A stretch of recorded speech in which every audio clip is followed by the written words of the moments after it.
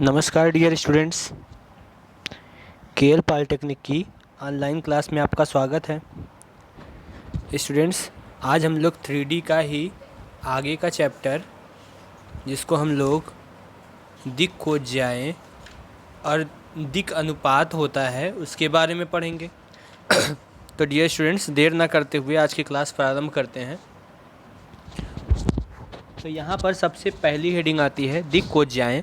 English में कहा जाता है डायरेक्शन कोसाइन। तो यहाँ समझने वाली ये चीज़ है कि कोज्या माने होता है कॉस यानी कोसाइन, ऐसे ही ज्या माने होता है साइन, ऐसे ही स्पर्श ज्या माने होता है टैन। इसी प्रकार से तो यदि कोई सीधी रेखा, जैसे कि आप चित्र में देख रहे हैं, यक्स है, ऊपर जेड है, साइड में वाई है। अगर मान लेते हैं यह कोई पी बिंदु है तो पी से यम तक की दूरी पी एम होगी। यदि कोई सीधी रेखा ए बी निर्देशांक अक्षों से कोण अल्फ़ा बीटा गामा बनाती है, यानी एक कोण अल्फ़ा होगा, दूसरा कोण बीटा होगा, तीसरा कोण गामा होगा, तो कास अल्फ़ा, कास बीटा तथा कास गामा रेखा ए बी, अगर हम रेखा मान लेते हैं कोई ए बी जो रेखा थी, की दिक् कोज्याएँ होंगी। ये दिक् कोज्या की परिभाषा हो गई डियर स्टूडेंट्स। आप फिर से आगे कुछ इसके बारे में है, थोड़ा सा और विस्तृत पढ़ते हैं। यदि ओ मूल बिंदु हो, मूल बिंदु माने वह बिंदु जहाँ से कोई रेखा शुरू होती है, उसे मूल बिंदु कहते हैं, हमेशा ओ होता है। पी एक्स वाई जेड अंतरिक्ष में कोई बिंदु है, यानी जो पी है उसका निर्देशांक एक्स वाई जेड दिया गया है।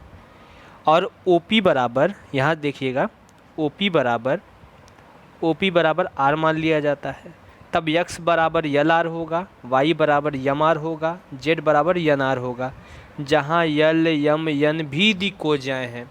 यानी स्टूडेंट्स, आपको एक कन्फ्यूज़न दूर कर देते हैं। यल यम यन भी दिक् कोज्या होती है। यल बराबर कास अल्फ़ा होता है, यम बराबर कास बीटा होता है, यन बराबर कास गामा होता है। यानी यल यम यन भी दिक् कोज्या है और कास अल्फ़ा कास बीटा कास गामा भी वही है, दिक् कोज्याएँ ही हैं। नोट में क्या है, यल स्क्वायर प्लस यम स्क्वायर प्लस यन स्क्वायर बराबर 1 होता है, यह सूत्र है। अब यल की जगह अगर हम कास लिखेंगे तो कास अल्फ़ा का square plus cos square beta plus cos square gamma बराबर भी क्या होगा, 1। यह सूत्र है, अपने मन में इसको बैठा लेना है दिमाग में, ठीक। अब अगला देखिए, दिक् कोज्या के बाद होता है दिक् अनुपात। तो माना 3 संख्याएं ए बी सी किसी रेखा ए बी की दिक् कोज्याओं के समानुपाती हैं, ठीक है। तब यल यम यन तो दिक् कोज्या ही होगी, तो यल अपान ए बराबर यम अपान बी बराबर यन अपान सी बराबर, अगर तीनों का करड़ी में करके वर्ग करके जोड़ दें तो करड़ी में यल स्क्वायर प्लस यम स्क्वायर प्लस यन स्क्वायर बटा में करड़ी में A square plus B square plus C square. और चूँकि हम लोग जानते हैं L square plus N square plus N square बराबर 1, तो जब यहाँ 1 रखेंगे तो हमको मिलेगा 1 बटा करड़ी में A square plus B square plus C square. इस प्रकार से जहाँ यल स्क्वायर प्लस यम स्क्वायर प्लस यन स्क्वायर बराबर 1 होता है। तब अब कहेंगे दिक् अनुपात कहाँ हुआ, इसमें दिक् अनुपात क्या हो गया, तो ये जो ए बी सी है यही दिक् अनुपात है। तो यल बराबर हो जाएगा ए अपान अंडर रूट में A square plus B square plus C square, comma M बराबर, अगर यहाँ से देखें, देखिएगा, समझने की कोशिश करिए। जैसे यल अपान ए बराबर तो हमारे पास है 1 बटा करड़ी में A square plus B square plus C square, है ना। ए तिरछा गुणा मार देंगे तो यल बराबर मिल जाएगा ए बटा करड़ी में ये वाला मैटर। इसी प्रकार से एम बराबर दूसरा वाला लेंगे, तब भी एम बराबर बी बटा करड़ी में A square plus B square plus C square होगा। इसी प्रकार से यन बराबर लेंगे तो सी बटा करड़ी में A square plus B square plus C square होगा, ठीक है स्टूडेंट्स। नोट, 2 बिंदुओं P, अगर P का निर्देशांक x1 y1 z1 और Q का निर्देशांक x2 y2 z2 को मिलाने वाली रेखा PQ के दिक् अनुपात होंगे। ये जो x2 में से x1 घटा देंगे 1, y2 में से y1 घटा देंगे, z2 में से z1 घटा देंगे, तो ये दिक् अनुपात हैं। ये किसके मान है स्टूडेंट्स, ये ए बी सी के मान है। और पी क्यू की दिक् कोज्याएँ क्या होंगी, x2 अपान x1 बटा पी क्यू, y2 अपान y1 y2 माइनस y1 बटा पी क्यू, कमा Z2 माइनस Z1 बटा PQ, जहाँ PQ क्या है आपको समझ में आ रहा है, दो बिंदुओं के बीच की दूरी का सूत्र। तो करड़ी में x1 माइनस x2 का whole square plus y1 minus y2 का whole square plus z1 minus z2 का होल स्क्वायर। ठीक है डियर स्टूडेंट्स। अगर अब एक चीज़ प्रक्षेप निकालना, क्वेश्चन आता है इस पे 2 नंबर का प्रक्षेप निकालना, तो P x1 y1 z1 और Q x2 y2 z2 बिंदुओं को मिलाने वाली रेखा PQ का प्रक्षेप उस रेखा पर ज्ञात करना जिसकी दिक् कोज्याएं यल यम यन है। यानी दिक् कोज्या यल यम यन दिया है तो प्रक्षेप निकालना है। तो PQ का प्रक्षेप बराबर होगा x2 में से x1, यानी क्या करना है, सिंपली जो दिक् अनुपात है और दिक् कोज्या है दोनों का गुणा करके जोड़ देना है।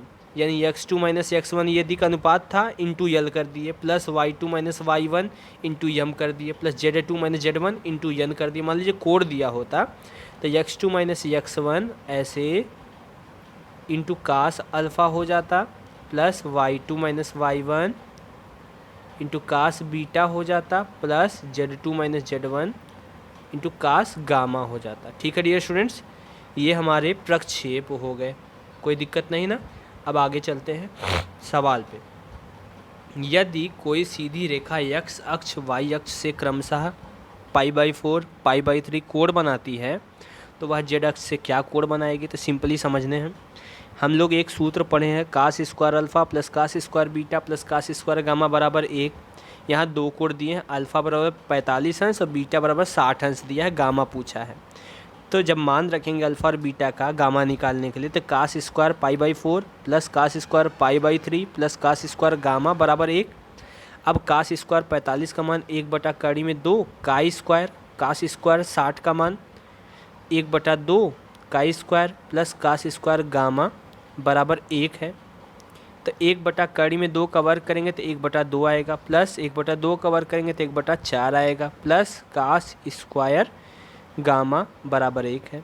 तो कास स्क्वायर गामा बराबर हो जाएगा 1 माइनस 3/4। जब 1/2 में 1/4 जोड़ेंगे तो 3/4 होगा, और 1 में से 3/4 घटाएंगे तो 1/4 आएगा। ठीक है डियर स्टूडेंट्स। अब ये कास स्क्वायर गामा का मान मिला, यानी कास स्क्वायर गामा बराबर 1/4। दोनों पक्षों का वर्गमूल लेते हैं तो कास गामा बराबर प्लस माइनस 1/2 आएगा। अब कास में कितने अंश का मान 1/2 होता है, तो π/3 का मान होता है, और कितने अंश का मान माइनस 1/2 होता है, तो पाई में से π/3 घटा देते हैं दूसरे चतुर्थांश में, तो ये हो जाता है 2π/3। तो इसके 2 मान आएंगे, एक π/3 आएगा और दूसरा 2π/3 आएगा। ठीक है डियर स्टूडेंट्स, ये ज़्यादा से ज़्यादा 2 नंबर में प्रश्न पूछेगा, बड़ा आसान क्वेश्चन होता है ये। अगला क्वेश्चन देखिए, यदि सीधी रेखा निर्देशांक अक्षों की धन दिशाओं से अल्फ़ा बीटा गामा कोण बनाती है तो सिद्ध कीजिए कि sine square alpha plus sine square beta plus sine square gamma बराबर 1। अब हम लोग पढ़े हैं cos square alpha plus cos square beta plus cos square gamma बराबर 1। अब कास को अगर हम साइन में बदल दें तो कास स्क्वायर बराबर होता है 1 माइनस साइन स्क्वायर अल्फ़ा, ऐसे ही कास स्क्वायर बीटा माने 1 माइनस साइन स्क्वायर बीटा, ऐसे ही कास स्क्वायर गामा माने 1 माइनस साइन स्क्वायर गामा बराबर 1। 1 से 1 काट दिए, 1 1 2 हो गया, यानी हमारे पास बचा 2 minus sign square alpha minus sign square beta minus sign square gamma बराबर 0 हो गया। इस हम sine square sine square sine square को उस तरफ ले आएंगे तो सभी प्लस में हो जाएंगे, sign square alpha plus sine square beta plus sine square gamma बराबर 2 आएगा। ठीक है डियर स्टूडेंट्स, 2 आएगा यहाँ पर, लेकिन यहाँ गलती से मिस टाइप हो गया है, 1 लिखा गया है। तो स्टूडेंट्स इसमें कंफ्यूज नहीं होना है, बराबर 2 होता है। बराबर क्या होता है, 2, यानी हम जो प्रूव करेंगे 2 आएगा। ठीक है, ये पहला प्रश्न भी है आपकी एक्सरसाइज का। बिंदुओं 1 1 1 और 1 2 3 को मिलाने वाली रेखा का दिक् अनुपात ज्ञात करना। तो एकदम आसान होता है। मान लेते हैं P के साथ 1 1 1 और Q के साथ 1 2 3 को मिलाने वाली रेखा का दिक् अनुपात, तो हम लोग जानते हैं x2 माइनस x1 कमा y2 माइनस y1 कमा z2 माइनस z1। आपको देख के समझ में आ रहा होगा कि एक x1 एक x2 एक x1 y1 z1 है, इधर x2 y2 z2 है।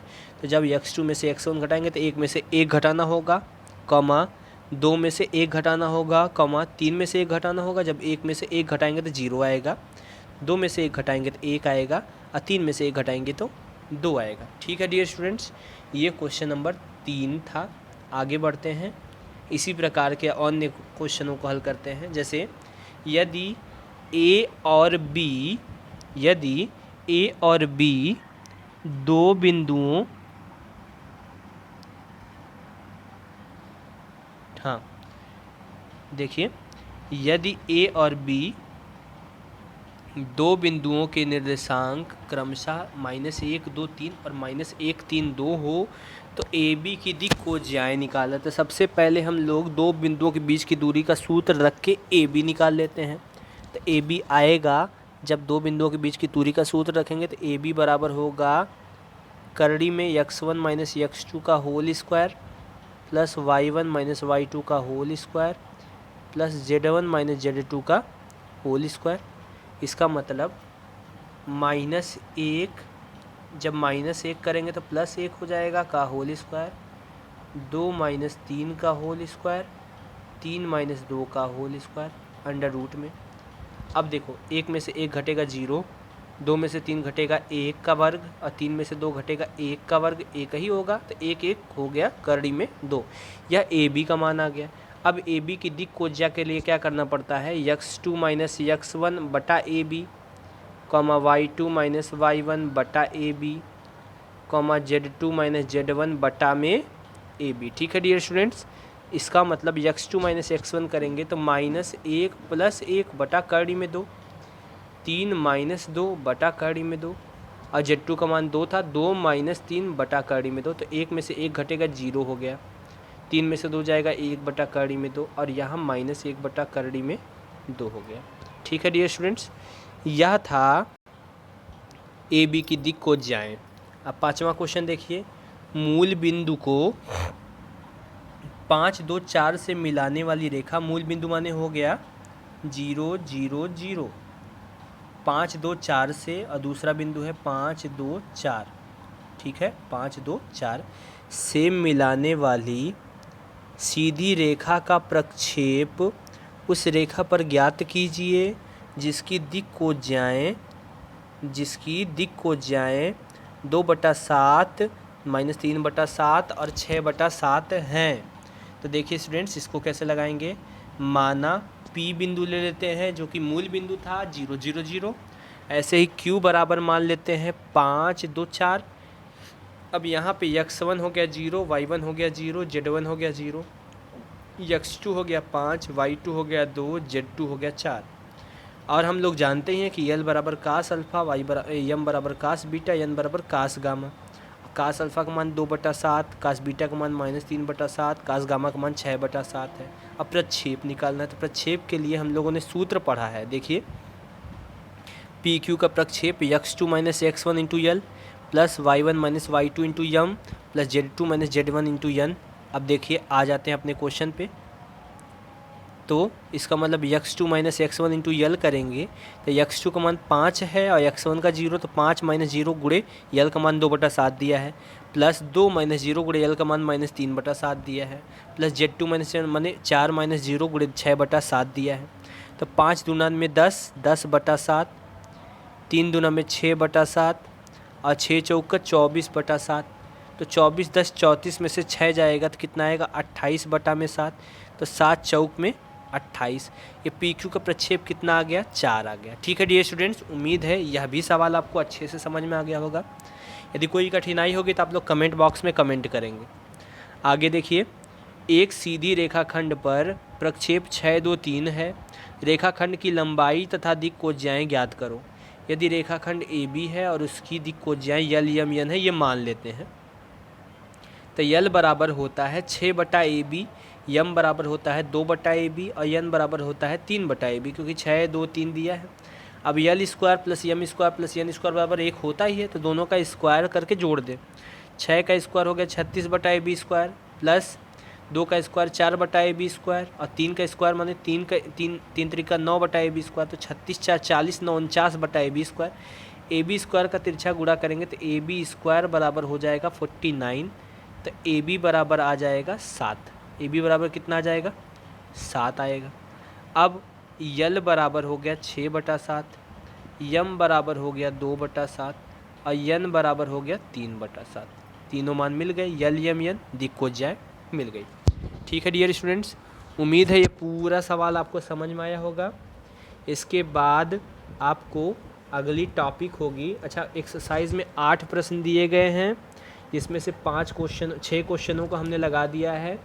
2-3 क्वेश्चन आप लोग ट्राई करेंगे, बाकी जो नहीं लगेगा वो अगली एक्सरसाइज का होगा, इसीलिए नहीं लगेगा, इसलिए आप परेशान नहीं होइए। 4 एग्जाम्पल 6 सवाल मिला के 10 क्वेश्चन हो जाएगा, एग्ज़ाम में इतने में से पूछ लेगा। ठीक है डियर स्टूडेंट्स, तो आगे का टॉपिक देखते हैं। 2 रेखाओं के बीच का कोण ज्ञात करना। अब मान लेते हैं दोनों रेखाओं की दिक्कोज्याय अलग अलग हैं, जैसे कि पहले की दिक्कोज्या हो गई यल1, यम1, यन1। ऐसे ही देखिए यल1, यम1, यन1, और दूसरे की दिक्कोज्या हो गई यल2, यम2, यन2 है। तो कास थीटा बराबर यल1 यल2 प्लस यम1 यम2 प्लस यन1 यन2। तो यह सूत्र होता है कास थीटा बराबर दोनों की दिक्कोज्याओं का गुणा करके जोड़ देना है, यानी कास थीटा बराबर यल1 यल2 प्लस यम1 यम2 प्लस यन1 यन2। अब यहाँ नोट, 2 रेखाओं के परस्पर लंब होने का प्रतिबंध, अगर दोनों लंब हैं तब यल1 यल2 प्लस यम1 यम2 प्लस यन1 यन2 बराबर 0 आना चाहिए। यदि परस्पर समांतर हैं तो यल1/यल2 बराबर यम1/यम2 बराबर यन1/यन2 होता है। ठीक है स्टूडेंट्स, इन्हीं 2 सूत्रों पे आपको प्रश्नावली हल करनी होगी। ठीक है, अब जैसे 13.3 में पहला, दूसरा, तीसरा तीनों सवाल एकदम आसान है। जैसे कि पहला क्वेश्चन है, यदि 2 रेखाओं के डायरेक्शन कोसाइंस यल1 यम1 यन1 और यल2 यम2 यम2 है तो उनके मध्य थीटा कोण कास थीटा बराबर, तो सीधे सूत्र है यल1 यल2 प्लस यम1 यम2 प्लस यन1 यन2 होगा। दूसरा सवाल है यल1 यम1 यन1 और यल2 यम2 यन2 के डायरेक्शन कोसाइंस वाली 2 रेखाएं परस्पर लंब होंगी, तो क्या कंडीशन होगी? तो कंडीशन हो गई यल1 यल2 प्लस यम1 यम2 प्लस यन1 यन2 बराबर 0, यानी इसका ऑप्शन ए सही होगा। और तीसरा क्वेश्चन है यल1 यम1 यन1 और यल2 यम2 यन2 डायरेक्शन कोसाइंस वाली 2 रेखाएं परस्पर समांतर होंगी। समांतर होने के लिए क्या कंडीशन होती है? यल1/यल2 प्लस बराबर यम1/यम2 बराबर यन1/यन2, यानी बी वाला ऑप्शन सही होगा। तो ये 3 क्वेश्चन आपके इजीली लग गए। ठीक है डियर स्टूडेंट्स, इसके बाद 3 एग्जाम्पल हैं, उनको आपको करना है। एक्सरसाइज के लिए एक वीडियो आपको दे दी जाएगी, एक्सरसाइज क्लियर हो जाएगी। ठीक है डियर स्टूडेंट्स, आप लोग मेहनत से एकदम पढ़ाई करिए, आपका सिलेबस अब ख़त्म होने के कगार पे है। अच्छा, रही बात आपके बैक पेपर्स की, तो बैक पेपर के लिए भी बैक टू बैक वीडियोस आपको मिलते रहेंगे। आप लोग एकदम बढ़िया से तैयारी करिए। ठीक है, पढ़ाई में कोई कमी मत छोड़िए डियर स्टूडेंट्स, ताकि नंबर बहुत अच्छे आएँ। Thanks for watching.